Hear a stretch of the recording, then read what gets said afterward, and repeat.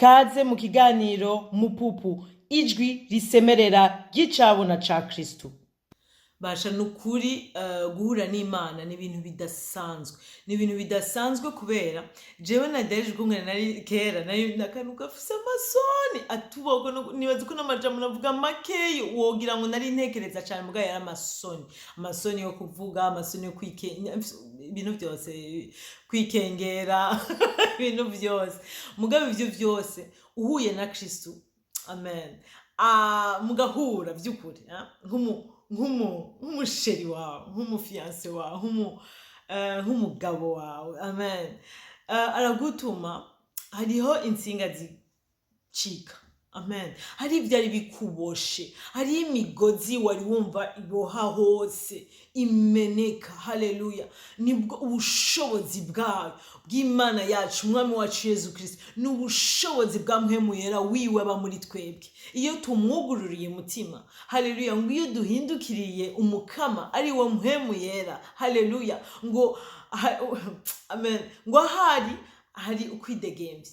Rero ugaca usanga uko kwidegemvya si twebwe twenyene tunagufise, amen, nawe naridegemvya mugabo washaka je nibaza ko bihera mu kwidegemvya kwiwe muri twebwe bigaca bituma natwe tubaho twidegemvya.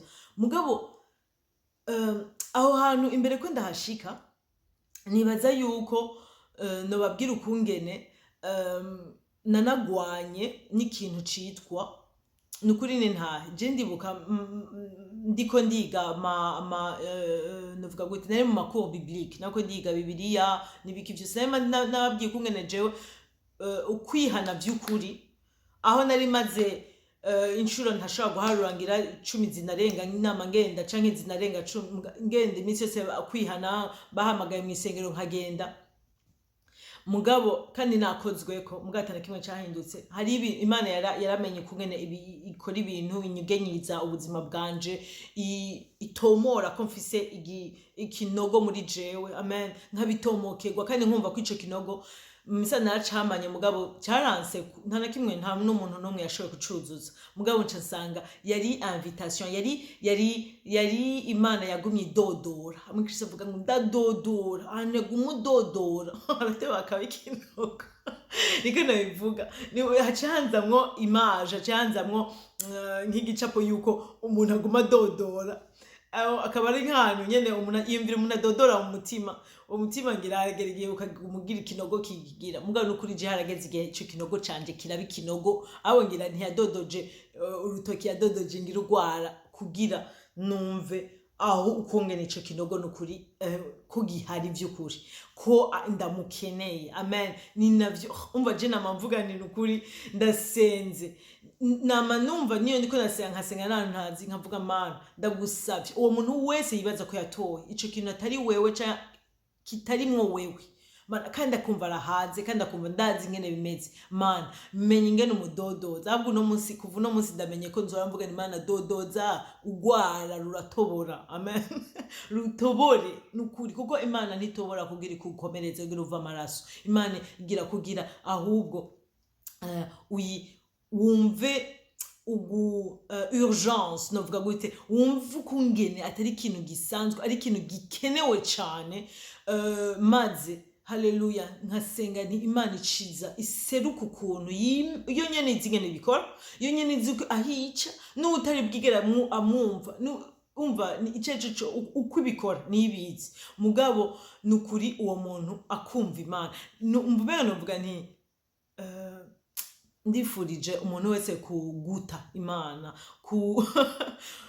kumva uburyohe buri mu Mana, kuko ico kintu nanje umuntu iyo abimbwira aheze iyo myaka ntavyo nari kuba natawe navuga ni okay ivyo bintu sitiko ndabitahura muga ni kubera iki imitima iraguma cece n'imitima y'ikibibihe ibigumye, kubera ibigumye aba ari kibuye, hari ibintu bitinjira iyo umuntu abivuze ukavuga uti aho Imana iraryoshe, Imana ni yambe, nibwo buzima busumba ubuzima bw'uburyoshe kwiyumvira bwose, kubera umutima wabaye ikibuye kenshi usanga ivyo bintu biguma bisubira inyuma, ni nkuko biraza byaza bigaca bikubitika hanze. Mugabo iyo umutima ubaye uw'inyama, ico ushizemo kirinjira, ugasanga kigumye kigutuma wiyumvira uti urya muntu yambwiye Imana iraryoshe, Imana yambwiye ngo ni ubwo buzima none bimeze gutyo. Ugaca usanga mu kuguma uvyiyumvira ni meditation musanzwe no kuguma wiyumvira.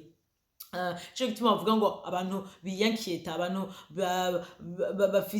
bakunda kuguma bazungurutse imitwe y'ibintu bibakoroze, n'abantu bari aba expert muri meditation, n'abantu vraiment babazi kumedita no kuguma wiyumvira, kuguma uzungurusha ikintu mu mutwe umwanya munini ya cyangwa umwanya wose.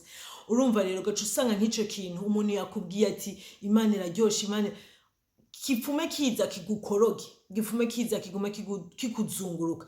Hamwe hahora haguma hazungura nzoriha gute facture yanje, nzogira iki, ndabizi n'ivyo nibibazo, muga byose ugaca usanga kubera uco gumuvuga ati iyo Mana mbega imeze canke uranayizi, muga ukavuga ati hamwe upfuma uvuga none kenshi dufuma duprefera dutora kuguma tuvuga ngo nari Imana iyabe yari hari yandihira facture, iyabe yari hari yamfasha muri gushobora kuronka akazi, iyabe yamfasha kuronka umugabo, yamfasha kuronka umwana. Ugasanga tuko turayidogera aho kuguma twiyumvira ati Mana none hajya wowe urinde, hajya umeze gute gamana, none wowe uryoshe gute, uwo urubuzima ko ntarabona gute. Je nukuri ndabwire niyaba ari ikintu kimfashije ningene numva Imana yahinduye umutima wanje w'ikibuye kawugira w'inyama, hamwe numva ikintu cyose kiba gishasha. Nibona ko ndabwira ngo Imana twarahuye, Imana turahura, Imana iraryoshe, Imana ndacaguma numva nk'umuntu avuze ikintu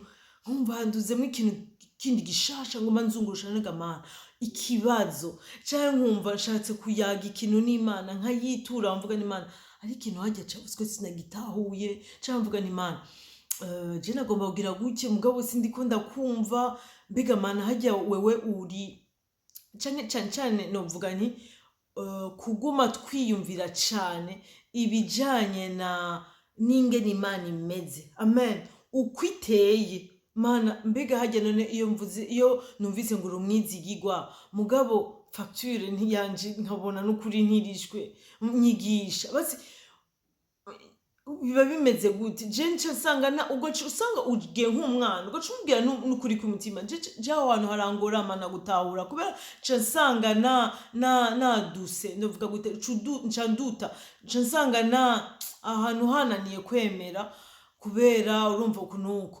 ukayibwira ukumva nyene uri kushaka kumenya.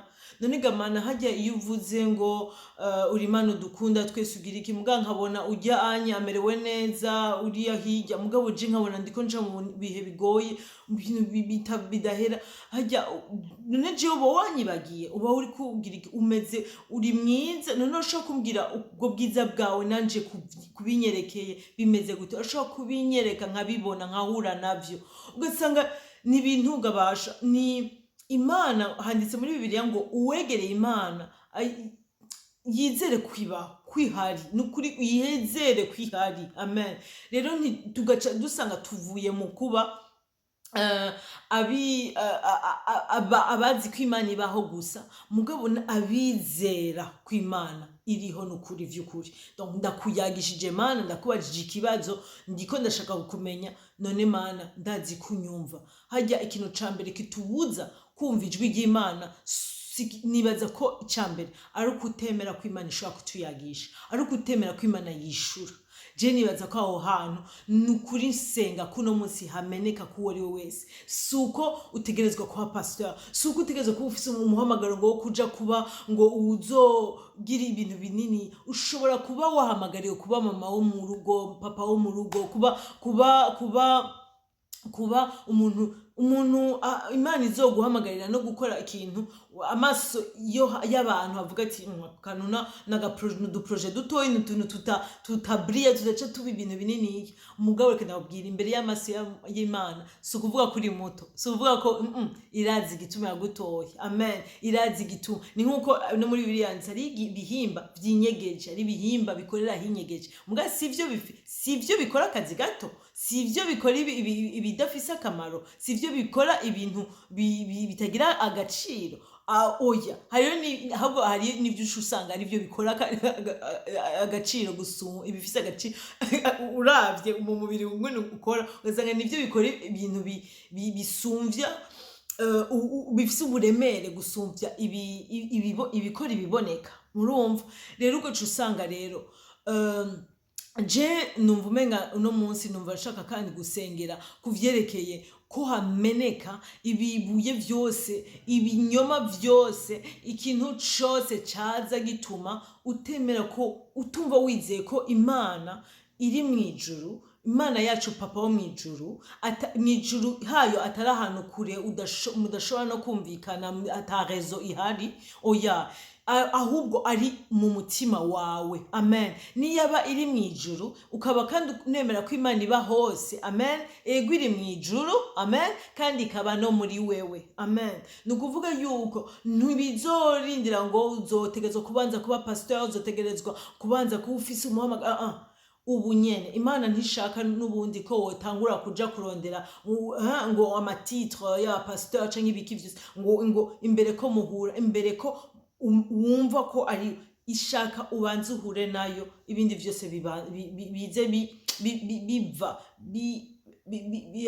bikwirikira ubucuti mufitaniye amen bize bikwirikira ivyo uko kuba mwayitoranye uko kuyizera ukumva yuko nukuri uruwayo ni yiwawe amen hamwe wumva uti Imana ndakuri ndazi ko ndakubaza ukanyishura ushobora kunyisha aho ushakiye atari ubunyene mugabo ndazi gamana kuri Imana ibaho Imana yumva ari umugenzi wanje uri ukayiyitirira amen Imana yawe ndazi ko dukunda kuvuga dawe wa twese dawe mugabo abanza be dawe sivyo hama munyuma basi uvuge wa twese watawiye ko ari wawe d'abord sivyo kubera cyaje usanga ariho ushoboye kuronka no mwanya wo kuvuga iti Imana ndakunyotegwa je namamvuga ni birandyohera kubana n'abandi turi muri Kristo tugashobora gusangira iyo kuko tuba dufise aho duhurira turahuza kandi turiko turavuga Imana yacu n'ibiki mugagabasha nta kindutira